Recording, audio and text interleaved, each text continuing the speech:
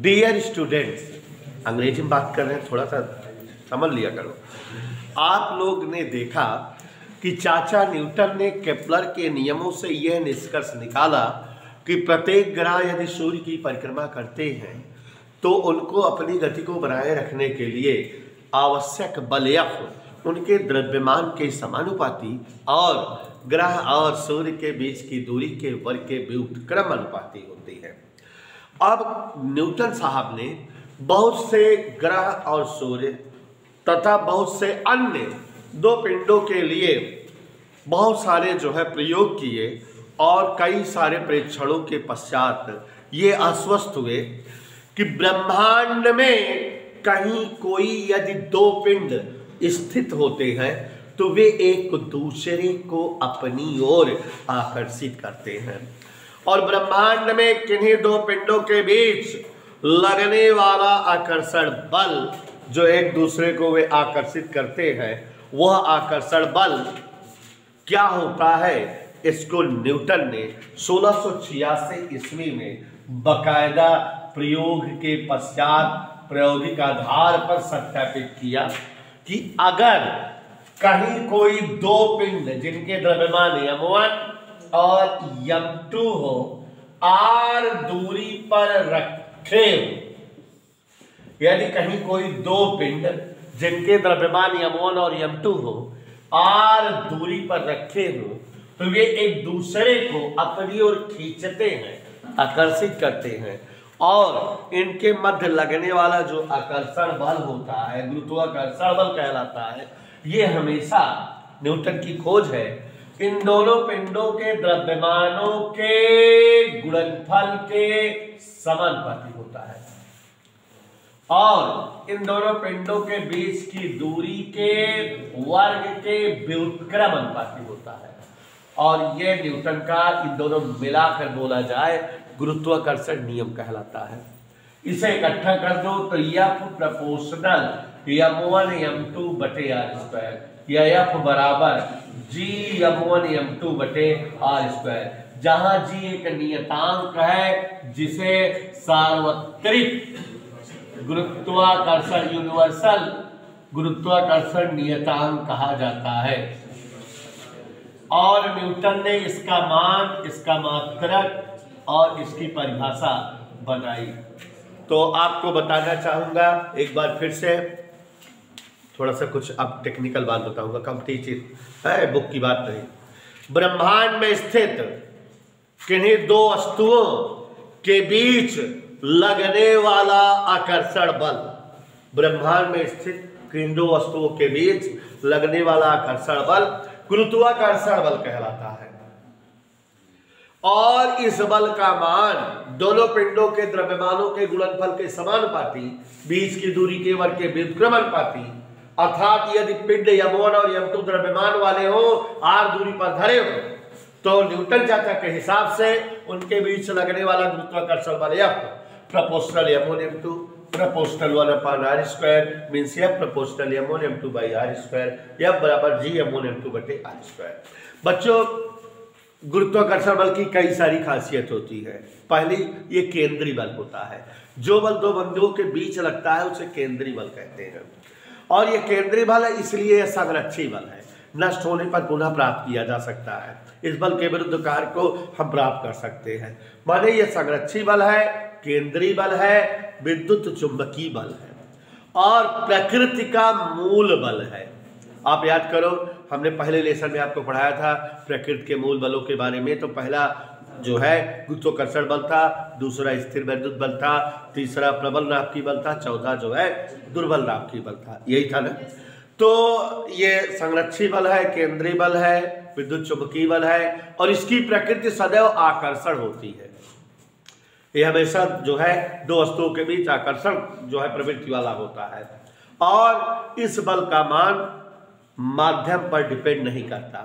वस्तुएं चाहे जिस जगह हो, तेल में हो, दूध में हो, हवा में हो, जल में हो, पृथ्वी पर हो, इस बल का मान बदलता नहीं है। जैसे अगर दो वस्तुएं 5-5 या 5-6 किलो की 4 मीटर दूरी पर हवा में रखी है, उनके बीच बल अगर 20 न्यूटन का हो, तो अगर इन दोनों वस्तुओं को इतनी ही दूरी पर चाहे जहां रखोगे बल हमेशा 20 न्यूटन ही आएगा। तो गुरुत्वाकर्षण बल का मान स्थान पर निर्भर नहीं करता, माध्यम पर निर्भर नहीं करता, समय पर निर्भर नहीं करता। इधर क्लियर? ताप और आर्द्रता पर निर्भर नहीं करता कि अगर वहां का वातावरण गर्म कर दो तो दोनों पिंडों के बीच का बल घट बढ़ जाएगा, इम्पॉसिबल। आर्द्रता पर भी नहीं निर्भर करता, ठंडी पड़ रहा है तो उन दोनों के बीच का बल जो है प्रभावित हो जाए। तो गुरुत्वाकर्षण बल की खासियत जो बताए बेटा, ये कंपटीशन के दृष्टिकोण से बताए। अभी पिछले साल 2019 में टेट का पेपर हुआ था, तो उसमें पूछा गया था कौन सा बल सबसे अधिक प्रभावी होता है या सबसे अधिकतम मान वाला होता है। तो गुरुत्वाकर्षण बल था, वैद्युत बल था, ऐसे ही 2 बल और थे। तो उसमें आप जान रहे हो कि सबसे ज़्यादा ताकतवर बल जो है कूलाम बल या वैद्युत बल था, क्योंकि इसमें जी का मान 10⁻⁻11 होता है। तो मतलब ये बहुत छोटा हो जाता है ये बल। तो आप समझ गए गुरुत्वाकर्षण बल की खासियत नंबर 1, केंद्रीय बल, संरक्षी बल होते हैं, विद्युत चुंबकीय बल होते हैं, मूल बल होते हैं। इस बल का मान हमेशा आकर्षण होता है, आकर्षण प्रवृत्ति होती है। इस बल का मान स्थान पर निर्भर नहीं करता, ताप पर निर्भर नहीं करता, आर्द्रता पर निर्भर नहीं करता, माध्यम पर निर्भर नहीं करता। तो बच्चों यहाँ जो जी है सार्वत्रिक गुरुत्वाकर्षण नियतांक, इसका जो है आप अभी मान निकालेंगे, मात्रक निकालेंगे, परिभाषा निकालेंगे, और फिर उसके बाद स्मॉल जी और कैपिटल जी में संबंध, फिर पृथ्वी का द्रव्यमान, फिर घनत्व, बहुत सारी चीजें निकालेंगे। तो बात समझ में आई? तो जल्दी से लिखिए। वैज्ञानिक न्यूटन के अनुसार 1686 ईस्वी में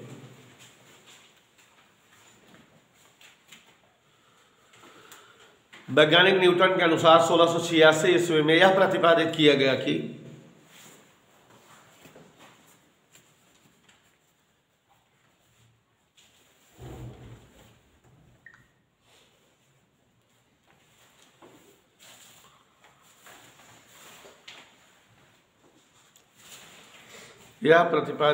गया कि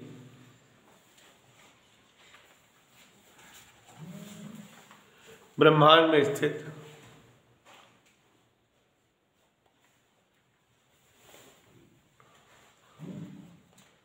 प्रत्येक 2 वस्तुएं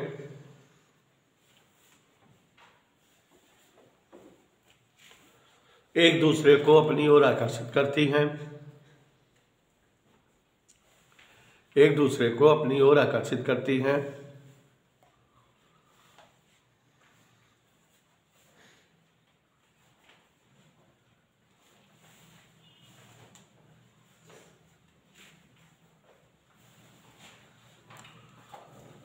वस्तुओं के मध्य लगने वाला आकर्षण बल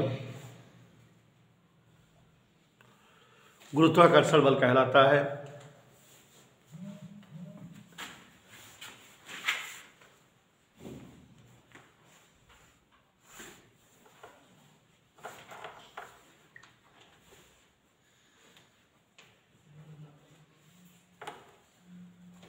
लिखा बेटा?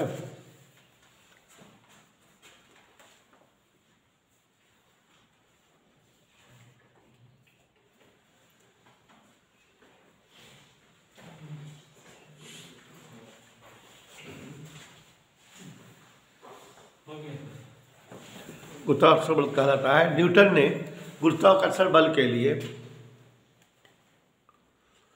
एक नियम प्रस्तुत किया जिसे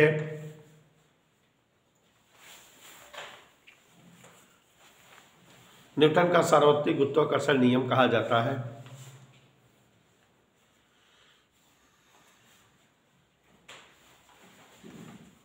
इस नियम के अनुसार कामा न्यूटन कामा में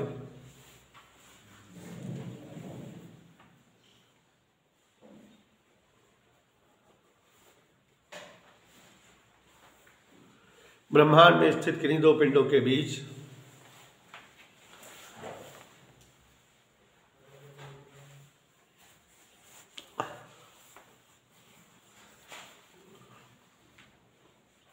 लगने वाला गुरुत्वाकर्षण बल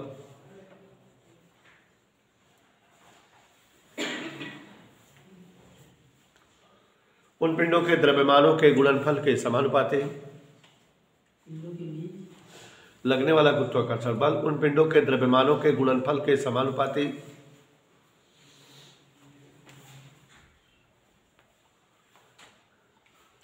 तथा मध्य की दूरी के वर्ग के व्युत्क्रमानुपाती द्रव्यमानों के गुणनफल के समानुपाती तथा मध्य की दूरी के वर्ग के व्युत्क्रमानुपाती होता है। इस बल की दिशा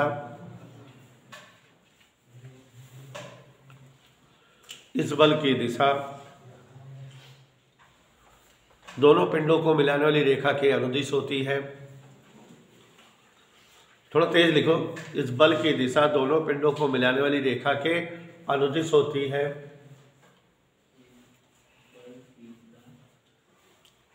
नई लाइन से, यदि M1 व M2 द्रव्यमान परस्पर r दूरी पर स्थित हों,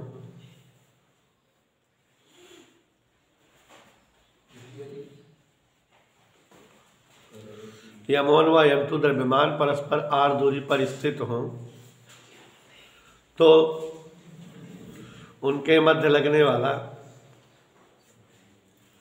गुरुत्वाकर्षण बल F, ये पूरे छाप लो चित्र सहित फुल।